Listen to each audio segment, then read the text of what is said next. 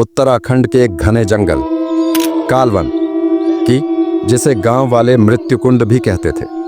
कहा जाता था कि इस जंगल में जो भी गया वह फिर कभी लौट कर नहीं आया। वहां सिर्फ एक चीज मिलती थी, उनकी खोपड़ी, जिसे हमेशा खून से सना हुआ पाया जाता था। रात के 11 बजे थे और 4 दोस्तों राहुल, अनीश, नितिन और दिव्या ने ठानी कि वे इस जंगल की सच्चाई जानेंगे। सब ने मिलकर अपनी गाड़ी से जंगल के किनारे तक पहुंचने का प्लान बनाया। राहुल सबसे आगे था। वह सबसे बहादुर दिखता था, लेकिन अंदर से डर के मारे पसीना बहा रहा था। जैसे ही वे जंगल में घुसे, माहौल तुरंत बदल गया। हवा बेहद ठंडी थी और पेड़ों के पत्ते सरसराते हुए ऐसे आवाज कर रहे थे जैसे कोई फुसफुसा रहा हो। रास्ते में उन्हें कुछ अजीब चीजें दिखीं। किसी की पुरानी टूटी हुई चूड़ियां, जले हुए कपड़े और गाड़ी का एक पुराना टायर। यहां कुछ गड़बड़ है, दिव्या ने कांपते हुए कहा। लेकिन राहुल ने हंसते हुए कहा, यह सब अफवाह है, कुछ नहीं होगा, चलो आगे चलते हैं। वे गहराई में बढ़ते गए। तभी अचानक एक बहुत पुराना टूटा हुआ मंदिर नजर आया। मंदिर के पास एक कुआं था जिससे लाल पानी रिस रहा था। पास जाकर देखने पर पता चला कि वह पानी नहीं, खून था। तभी कुएं के अंदर से एक डरावनी आवाज आई, यहां क्यों आए हो? सब पीछे हट गए। अनीश ने हिम्मत करके कुएं के अंदर झांका।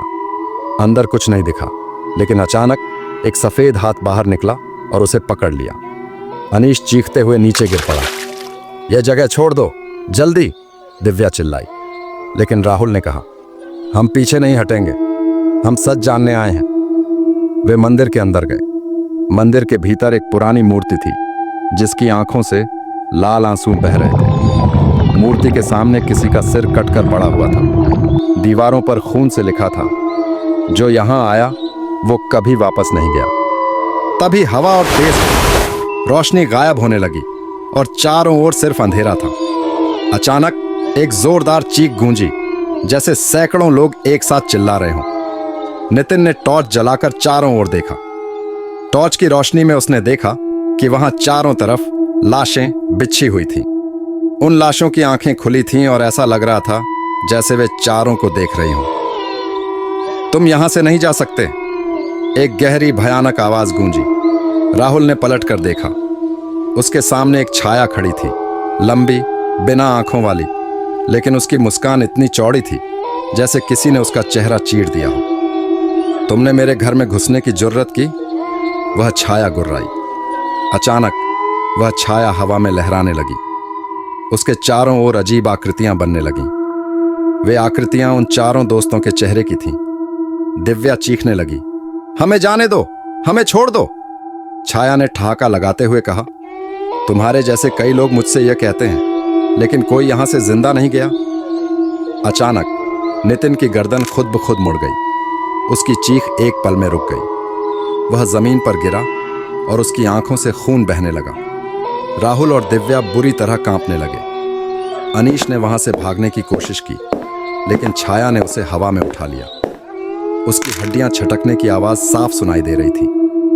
अगले ही पल उसका शरीर 2 हिस्सों में बंट गया। अब सिर्फ राहुल और दिव्या बचे थे।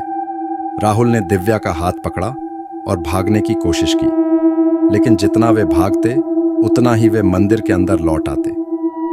तुम इस जंगल का हिस्सा बन चुके हो, छाया ने गुर्राते हुए कहा। अंत में छाया ने अपनी लंबी धारदार उंगलियों से दोनों की आंखें निकाल ली। उनकी चीखें पूरी रात जंगल में गूंजती रहीं। अगले दिन गांव वालों ने जंगल के पास 2 खोपड़ियां पाईं, जिनसे ताजा खून बह रहा था। तब से हर अमावस्या की रात जंगल से भयानक चीखें आती हैं। कहते हैं, जो इन चीखों को सुनता है वह अगला शिकार बन जाता है। क्या तुम अगला शिकार बनोगे?